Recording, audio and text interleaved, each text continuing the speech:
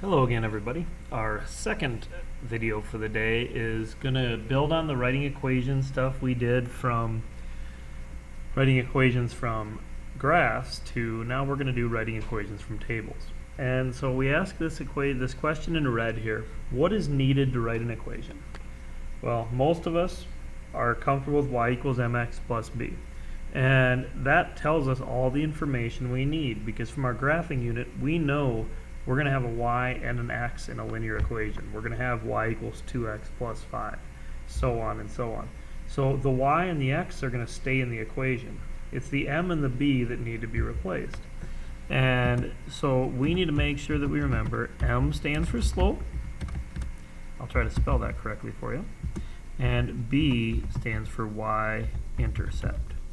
So whenever we're doing these problems, our goal is to find what is the slope, what is the y-intercept, whether it's from an equation, from a graph, or from a table.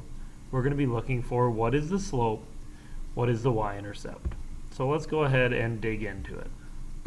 So the instructions tell us write the equation represented in the table. So again, we're talking about our four faces of a function, and we're now making that connection of how do you go from an equation to a table to a graph. Well, now we're going to go the other way. We're going to go from the table to the equation. On the first page, we said in order to write an equation from a table, you need to know the slope and you need to know the y-intercept. So we look at our y values because that's where we find slope is change in y over change in x. And we need to say how much is y changing?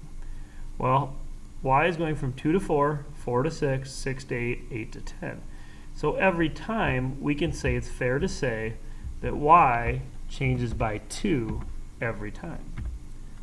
Now we need to look at how x is changing. -2, -1, 0, 1, 2. It's changing by 1. And so therefore we write our slope as change in y over change in x, and we reduce it down. 2 over 1 is 2. I'm sorry I can't write the fractions correctly here while typing, but that 2 divided by 1 is 2 over 1. So we find the slope of our line. Now we got to find the y-intercept.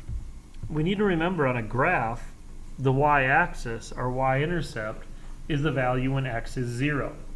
When we wanted to find the intercepts, like you did on Wednesday on your homework, you went ahead and you plugged 0 in for x in order to find your y-intercept. Well, here we're given if x is 0, y is 6. So we know our y-intercept is given to us. So once we've found our slope and our y-intercept, all we have to do is write the equation is say y equals mx plus b. So y equals 2x plus 6 is our equation. So we simply find the slope, look at when x is 0, what is y, and use that to write our equation. Example 2 here is just going to be a little bit more of a difficult version. Just some places people tend to make errors.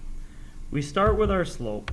We need to identify what is y changing by every time, from 10 to 7 to 4 to 1 to -2. Y is changing by a -3. It's going down 3. We need to make sure we make that representation. If it's going down, it's negative. X is going from -3 to 0 to 3 to 6 to 9. It is going up 3. So therefore our slope is -1. Now we need to do the y-intercept. The y-intercept occurs when x is 0. When x is 0, y is 7. So our y-intercept is at 7. So finally, to write our equation in our y equals mx plus b, we say y equals -x plus 7. If you say -1x, that would not be wrong, but we can eliminate the 1 because it is unnecessary. All right, one more example and you'll be able to go on. Then it's really important you watch the next one because that's the one that people will trip up with on the homework. All right, so our third example here is going to be a little bit different. We're looking at a situation here where your y-intercept isn't there. So you see here that x goes 2, 3, 4, 5, 6. There's no 0 in our x. But that doesn't change how we start the problem. We can find our slope. Our slope is going to be 3, because y is going from -7 to -4 to -1. It's going up 3 every time. And x is increasing by 1 every time. So we reduce it down, so our slope is 3. The y-intercept is going to require you to have a good understanding of slope. Slope tells us how y is changing in relationship to x. Every time y goes up 3, x goes up 1. The problem is we don't want x to go up 1. We want to get to when x is 0. So we need to continue our table on. If we need to get to 0, we first have to go to 1.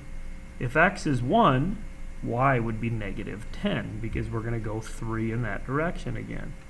And we take one more step. When x is 0, y would be -13. So our y-intercept is going to be at -13. So this is going to require you to apply what you know about slope to be able to get your y-intercept when it's not given to you. So the equation is y equals 3x minus 13. All right, good luck with your homework, and I will be back tomorrow, so we'll be able to straighten out any questions you may have. Have a nice night.